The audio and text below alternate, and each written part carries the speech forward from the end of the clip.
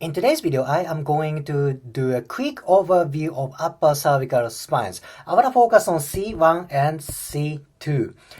These two spines are kind of unique, very unique among cervical spines.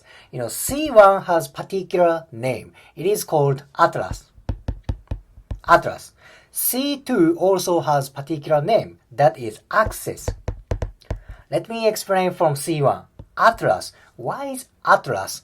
Think about it. This is shape of atlas, C1. It's slightly concave surface.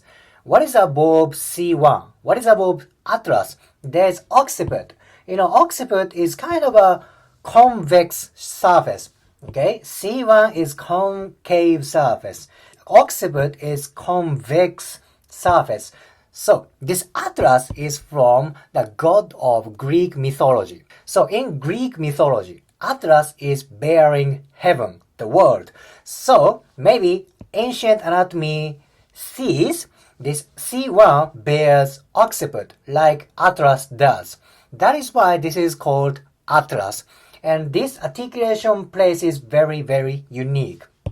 Let's see. This part is called superior articular facet.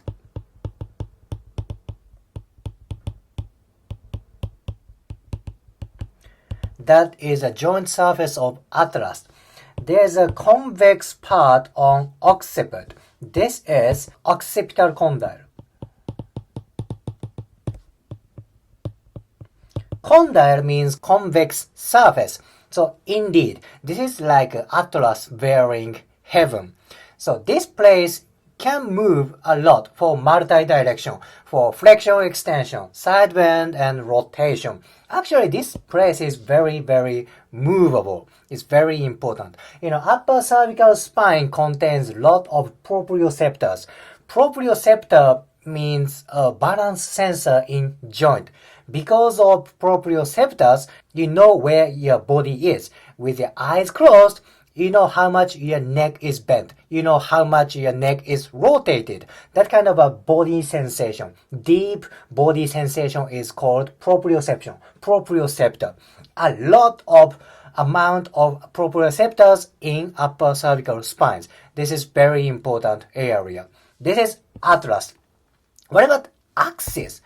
Axis is literally axis, like, the wheel of car. Axis. And axis for what? This is superior view. This part is C1, atlas. You are looking atlas from superior view. And this part is C2, part of C2. This bony prominent is called dens.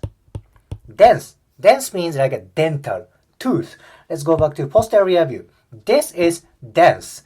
Atlas is removed. Imagine atlas is like this.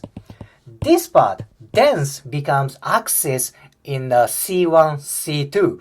This part, C1, C2 joint is very famous for rotational movement. Dens becomes axis for rotational movement. Yeah, that is why C2 is called axis. Let's go back to superior view. Dens. This part is axis for rotational movement.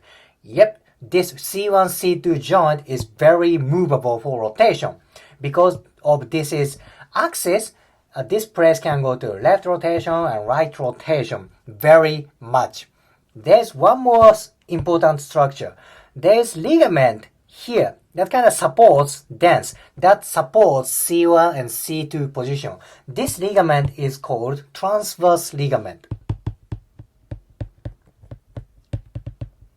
Because there is transverse ligament, this dens is held in C1. So that is why this part, dens, can act like an axis for C1, C2 articulation. Very, very important place. Okay, occiput and C1. This is important place. And also C1, C2 joint. Joint between atlas and axis are very, very important. Let me add one more thing. There is spinal process on spines. However, there is no spinal process on C1. There is tiny, tiny bump that is called posterior tubercle. posterior tubercle. It's very tiny bony prominent. When you try to palpate spinous process around upper cervical spines, and if you feel bony bump on most superior part, that is most likely spinous process of C2. It is almost impossible to palpate right here. I don't say it's impossible, but it's really, very hard to palpate. So it's good to know. When you find bony bump on the most superior part, that is most likely spinous process of C2. Alright, in today's video, I did quick overview of anatomy of C1 and C2. I explained how unique these places are. If you liked today's video, please hit the like button, comment and subscribe. See you next video.